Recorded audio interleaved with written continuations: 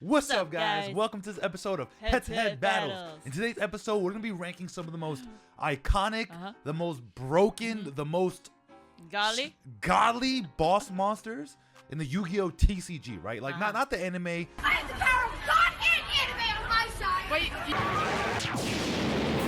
like the TCG, like in competitive play, right? Like, these are cards that were like once amazing, they're already amazing, or they're being amazing right now.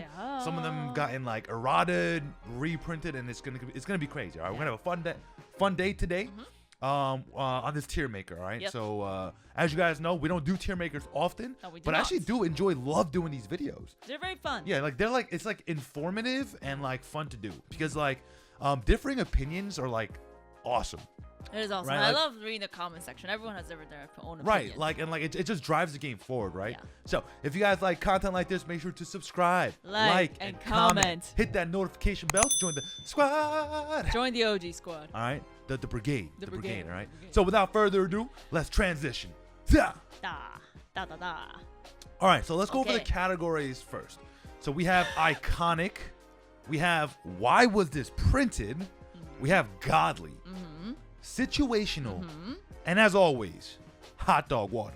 Can we change that? No, hot dog water is useless. I just want to be appreciated. Okay, none of these cards on this list I feel like would be too useless, right? But if you're gonna put them there for the memes.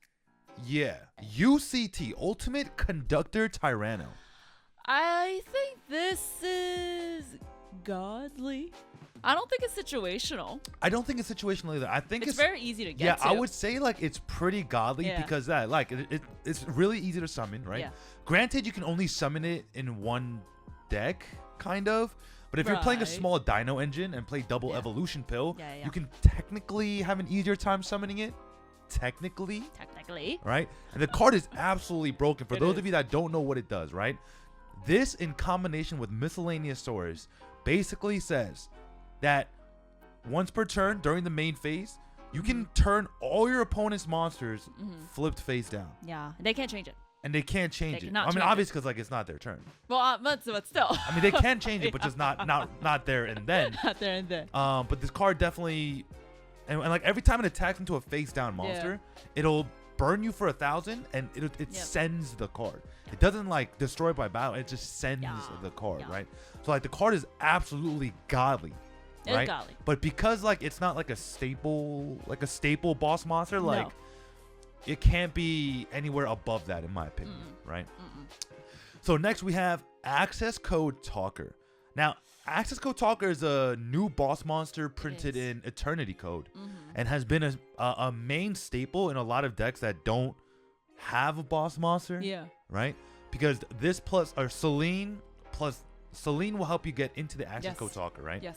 So I think like this definitely belongs in the godly category. It does. Because it is a staple, but like it's not too broken. You know who he is? It's a he, right? I don't know. We don't know. Oh, we actually know. It's like the last resort. Boyfriend, girlfriend. It's like wow. What the heck? It's like the last. It's like your backup date. Yo, if Access Code Talker was my backup date, I would look at my main girl right now and be like,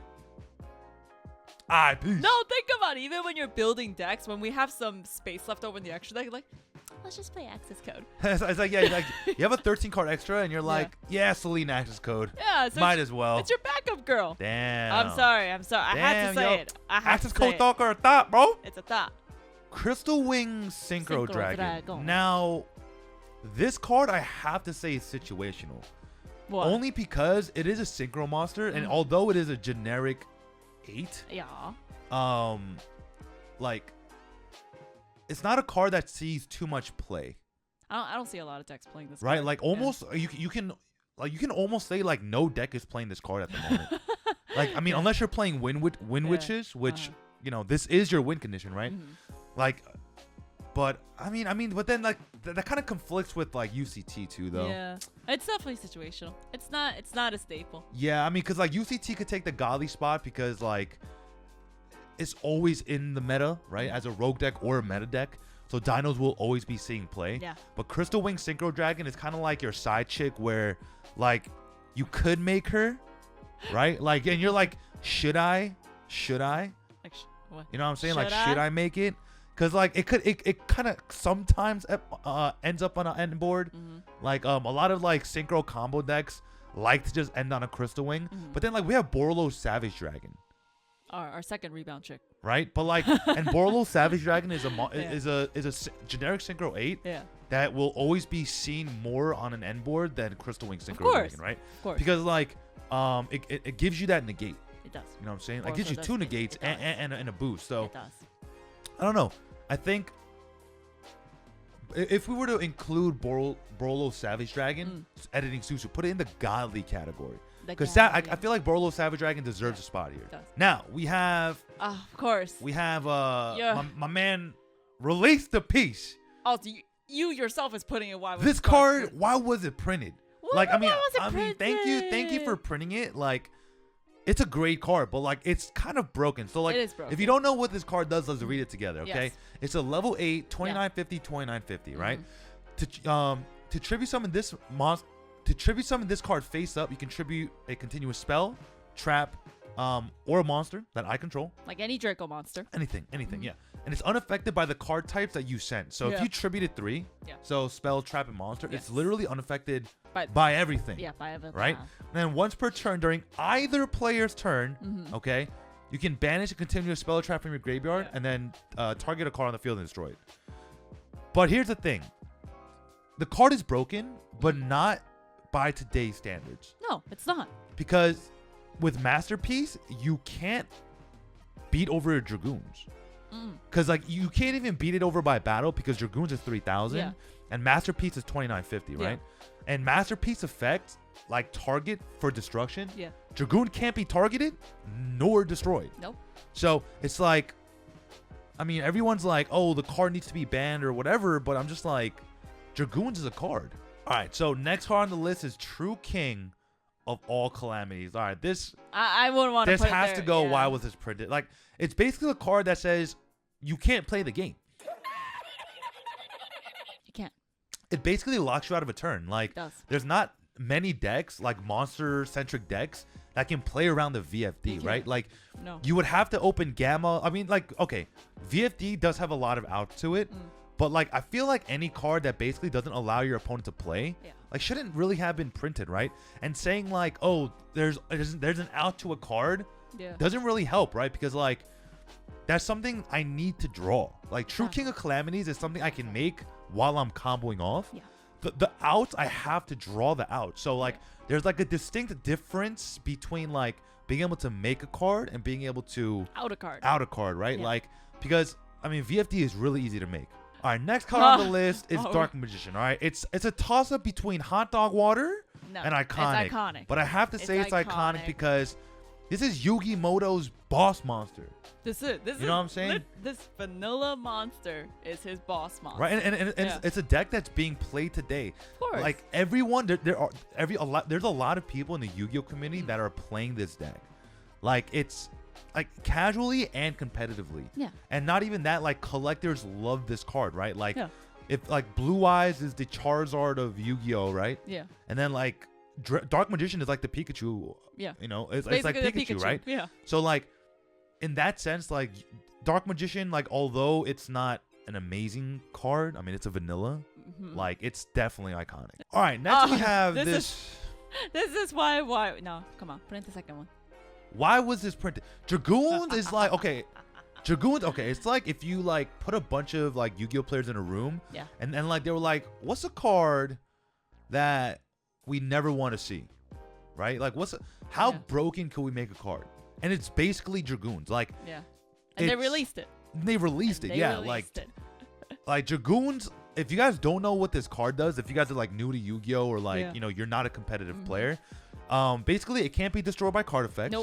Neither player can target this card with card effects. Okay, during your main phase, you can destroy one monster your opponent controls and burn your opponent for what you just destroyed, and you can do this up to a number of fusion materials, normal monsters. So basically, you summon this by using Red Eyes Fusion and Dark Magician and Red Eyes. Right. So that's two. So you can literally pop 2 cards on the field and burn your opponent for that much. And on top of that, it has an Omni negate. It's not over yet. That's a quick effect. Yeah. And like it's broken and it discards for cost, which means like if your deck thrives on cards being discarded, it's even better. Yeah. Like Dragoons is a card that like really shouldn't have been printed. Yeah. Oh, it's not over yet. Yeah, and no. Then it gains 1,000 attack. Right. And like if the card that you negated goes from field to graveyard, Yeah. it gains 1,000 attack, and Yeah. it starts at 3,000. Yeah. I can already imagine the conference table, like that conference where they're like, all right, and then we're gonna add more. And then, But and wait, then, there's but wait, more. But wait. There's another card on this list that's true and dear to my heart, and that's Dolce Queen Tiramisu. Now listen, this card is a boss monster. It's situational. For a very specific archetype, so it's definitely situational. Very situational. I had to throw it in there because I love and play this deck. All right.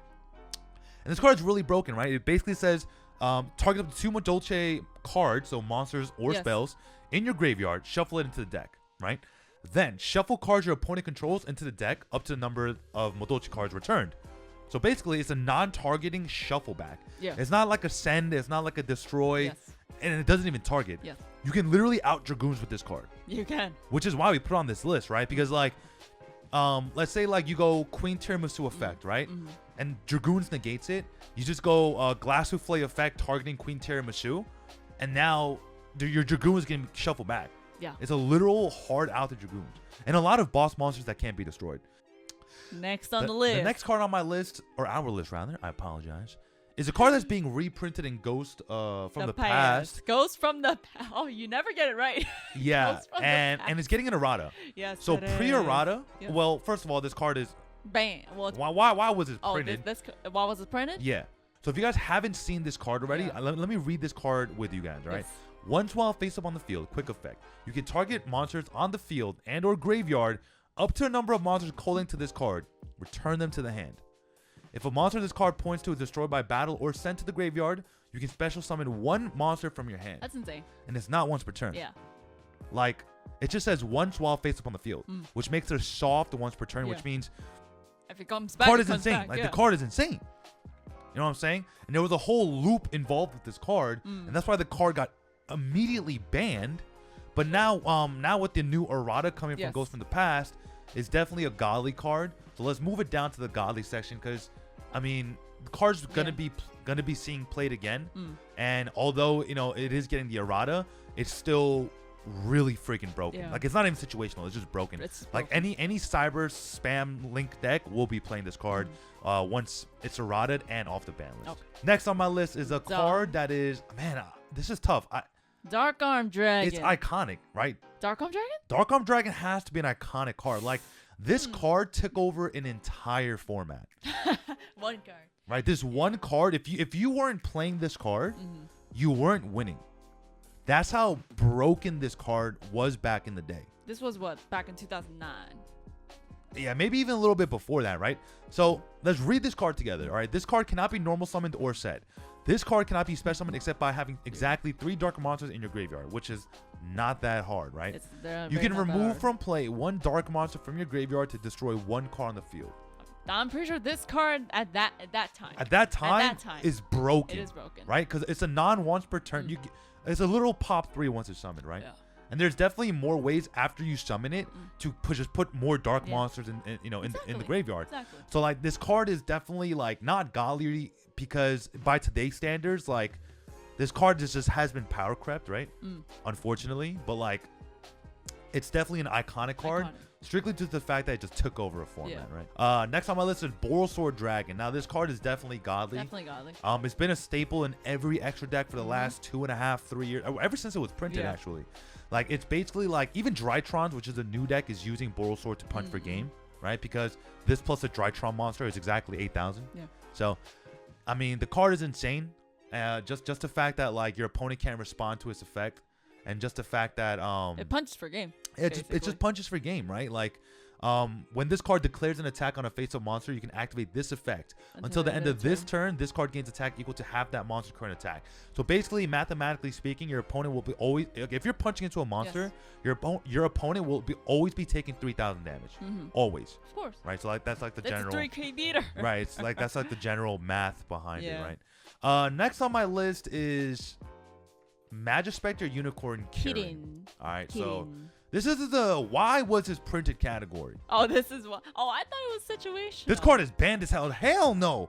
Even if you weren't playing a Pendulum deck, you would still make use of this deck. Or rather make use of this monster, right? Okay. Well, why don't we read it? During either player's turn, you can target a Pendulum monster in your monster zone and one monster your opponent controls. Return them to the hand, right? You can only use this effect of Match by Carrier once per turn.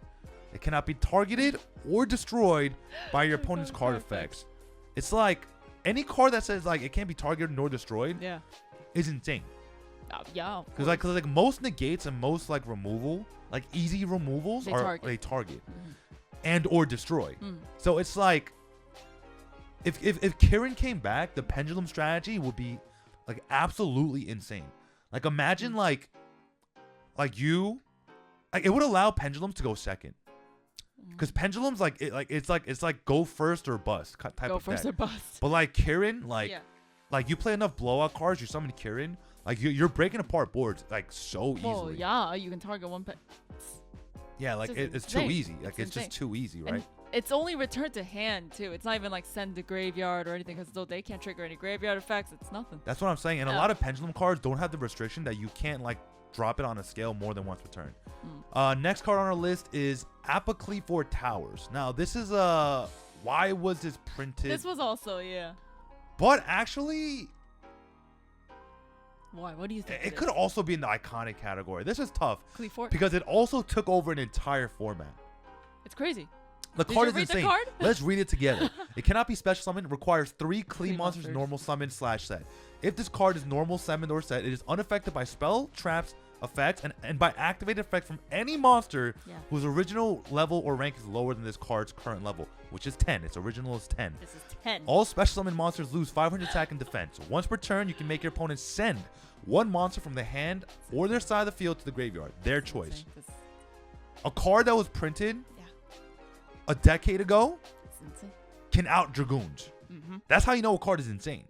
I feel like this card is definitely iconic because again, same thing as like Darkarm Dragon. It took over an entire format. Next card is Judgment Dragon. Now this card is definitely situational because you need to have Lightsworns. Yes. Like you need 4 Lightsworns with different names in the graveyard. But I mean, once you get that ready and primed and ready to go, you pay 1,000 life points to destroy all of the cards on the field. It's basically Zeus. It is except for Lightsworns. This is Zeus, but for Lightsworns. But during each of your end phase, you have to send 4 cards from your which is really good because all Lightsworn cards want to be milled into the graveyard. Like that's a Lightsworn strategy, I see. So it's a card that like really fuels their strategy, like really, really, really well. Yes, blue eyes, white. Move it to iconic. Brick Eyes White Dragon. Move it to the iconic. We're gonna put this in the hot dog water category. No. How dare you? I'm joking. It's iconic. How dare you? Listen, no, Blue Eyes actually have like one like big event. Of course it has. Yeah, no, Blue Eyes definitely had their Not format recently, as well. But Blue Eyes have like had their formats, and I mean the card is iconic, right? It's like the poster child for Yu-Gi-Oh, right? Blue Eyes White Dragon. All right, anyways, next. Thunder Dragon Colossus. Well, fine. Why was this printed? It's a Drolden Lockbird on legs that can protect itself over and over and over again. Okay. And on top of that, the card is huge. 2,600, 2,400. That's not huge at all. Are you serious? That's not huge at all. Most combo decks will never out this card. Ever. I get it. They have no combo piece card that can beat over this card.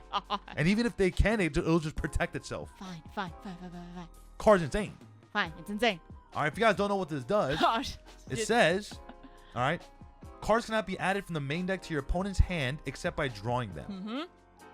If this card would be destroyed by battle or card effect, you can banish a Thunder monster from your graveyard instead. Do you know how many Thunder monsters you have by the time you end your turn? Like 7. Okay. Like 7 on average. Card's insane. Next on the list, Chaos Emperor Dragon Envoy of the End. Iconic. Very iconic. Iconic. Now, I'm talking pre-errata Chaos Emperor Dragon. Pre-errata. Let's read the pre-errata one.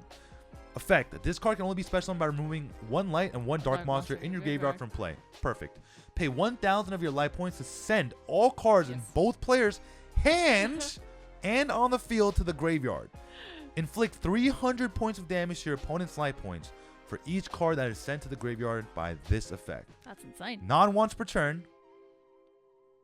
It removes everything from the field and the hand.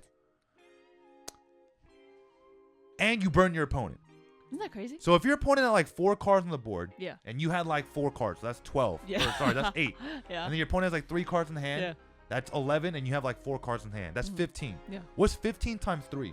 That's 4,500 damage. Okay. That's crazy, bro. That's Wait, crazy. how would you summon this card though? Just by banishing a light and a dark. How hard is that? That's so easy.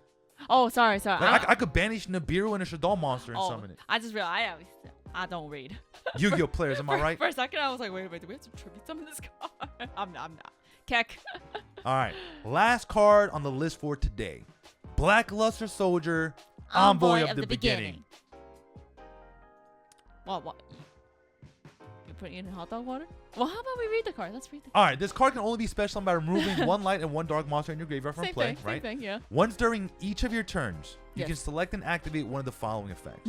Remove 1 monster on the field from play. And if you activate this effect, this card cannot attack during the turn, you activated it. And if this card destroyed your opponent's monsters as a result of battle, it can attack once again in a row. Okay. I mean, it's not hot dog water. I think it's situational. No, it's iconic. That's iconic. I mean, it's an iconic boss monster, right? Like most of these iconic cards could literally be in the hot dog water portion. Like it could have literally easily been like this. Easily. How dare you? Easily. Put it back. All right, we're gonna put these back before we get downvoted to oblivion. Put it back. All right. But you get what I'm saying, right? Like even like when a card is iconic, it doesn't make it amazing. No, it's just iconic. It's just iconic, right? It's just. I mean, there's not. I mean, obviously, if it's a boss monster, nothing's gonna be hot dog water. But this will always be on the bottom of our tier lists when we do them. It's a thing. But then what about Grand Maju, huh? Grand Maju? Where are you putting Grand Maju, huh? Iconically godly. Iconic. God, why wasn't editing? Susu. Whether it's me or someone else, throw Grand Maju in here. Thank you. Come on. Come on. Goodness gracious. All right, guys. All right. If you guys enjoyed this video, make sure to subscribe, like and comment. Actually, comment down below. Is there a boss monster that you would have loved to see on the list, but we didn't include it? And tell us why. Like, what makes it a boss monster? If it's card I don't know, I'll look it up. No, and I'm actually curious what boss monster would actually be hot dog water.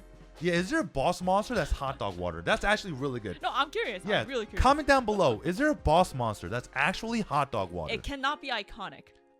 Correct. It cannot be iconic. Yeah, it has to be like an archetype boss monster that's just straight hot dog water. Like, why the heck was this printed? But in a bad way. In a bad way. Why the hell was this printed? In a bad way. All right, guys. By the time this video goes up, we're so close to 10,000 subscribers. Oh my God. At 10,000 subs, we're going to be doing an insane giveaway over on Twitch and in Discord. So make sure you guys are following us over on Twitch, which is where this layout is from. Yeah.